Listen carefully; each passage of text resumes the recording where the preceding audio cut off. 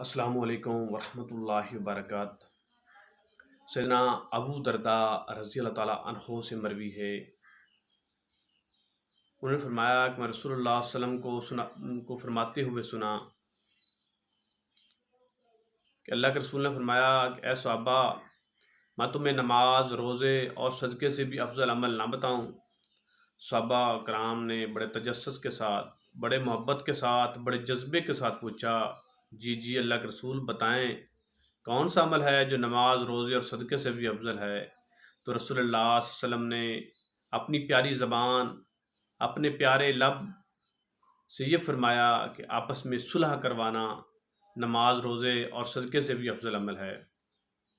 اللہ کے رسول کے پیارے لب جب بھی بولتے، وہ موتی ان لبوں کے اندر سے نکلتے جو ہم امت کے لیے نجات کا سبب بنے۔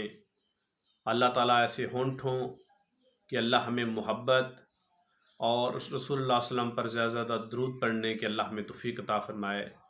اللہ تعالیٰ ہمیں وہ رسول اللہ صلی اللہ علیہ وسلم کی اللہ شفاعت نصیب فرمائے۔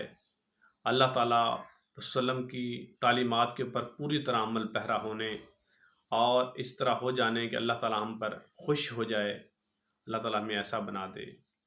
السلام علیکم ورحمۃ اللہ وبرکاتہ۔